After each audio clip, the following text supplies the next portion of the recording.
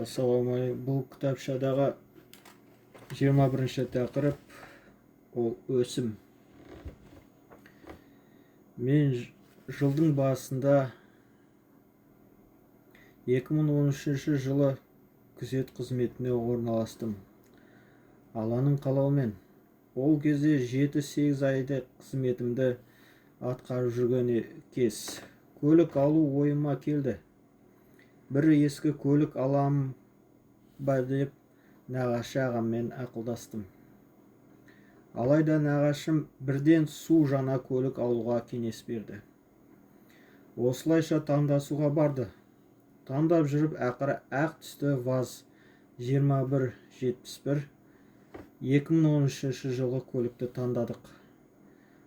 Көлікті несиеге алдым. Бастапқы 10% ақысын 175 мың теңгені қолма-қол беріп, қалған несиемен төлейтін болдым.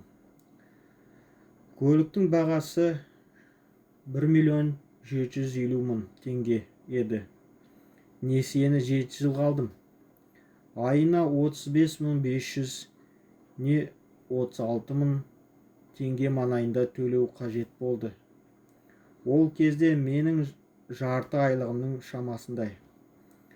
Сонда 35.500 теңге айына төлегенде 7 жылдың ішінде мен 2.982.000 теңге көліктің құнын төлейді екенмін. Ол кезде оны аса ойланбадым. Жастық шақ, келешекте үйленбеймін. Осы несиені жауып, бірақ үйленемін деп ойладым. Алайда біз ойлағандай болмайды екен. Бәрі Алланың қалауымен болады.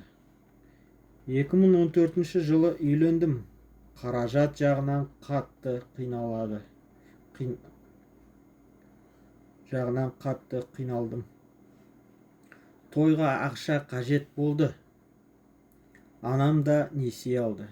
2015 жылы балам дүниеге келді. Әйтеуір әр бала өз ризығымен келеді ғой. Аллаға шүкір. 2016 жылы қызым дүниеге келді. Қыз баланың ризығы ұлдікіне қарағанда молырақ па? Әйтеуір несиеден құтылдым. Үйге біршама береке кіре бастады. Аллаға шүкір. Пайғамбарымыздың бір айтқан сөзінде қателеспесем, қыз бала бар үйге Алла Тағала күн сайын 12 береке береді. Және періштелер 1 жылдық сауап ата-анасына жазады деген.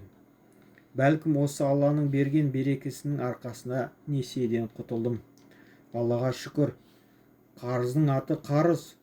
Осы несие алғалы талай қиыншылықтарды бас кештім. Жаратушы сауда-саттықты адал, ал өсімді арам қылды делінгені есімде. Шынында банктың өсімі бізді құлға айналдырады. Әрі біз несиеге алып, біз өзімізге берген несібені